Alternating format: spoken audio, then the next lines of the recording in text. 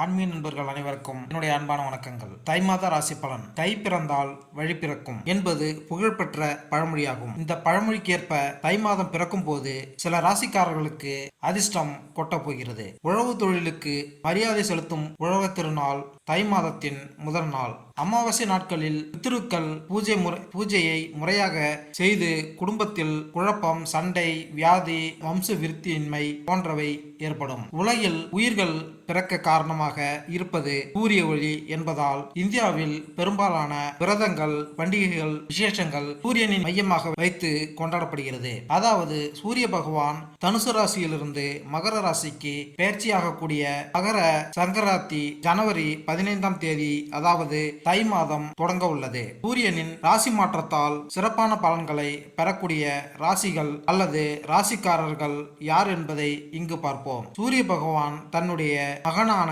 சனி பகவானின் வீடான மகர ராசியில் சஞ்சாரம் செய்ய உள்ளார். மகர சங்கராந்தியான தை மாதத்தின் 12 ராசிகளின் வாழ்க்கையிலும் சாதகமான தாக்கத்தினை ஏற்படுத்தும். கிரகங்களின் ராஜாவாகவும் ஆத்மகாரனான சூரிய பகவான் ஜனவரி 15ஆம் தேதி மதியம் 2:32 மணி அளவில் மகரத்தில் பேச்சுக்கு இடம்பெயர உள்ளார். அடுத்து எந்தெந்த ராசிக்காரர்களுக்கு அதிர்ஷ்டம் கிடைக்கும் என்பதை தெரிந்து கொள்வோம் வாருங்கள். தை பிறந்தால் வழிபிறக்கும் என்று கூறுவார்கள். இந்த நிலையில் தமிழர் திருநாளாம் பொங்கல் பண்டிகையை முன்னிட்டு 12 ராசிகளுக்கான பலன்களை இங்கு பார்ப்போம்.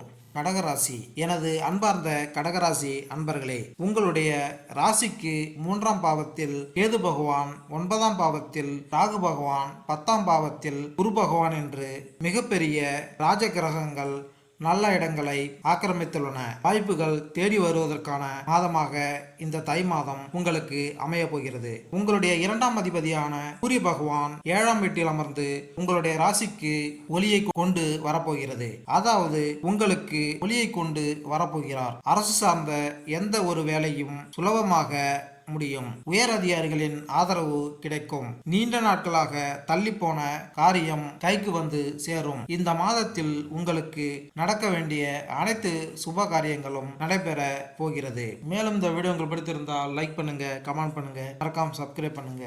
நன்றி, வணக்கம்.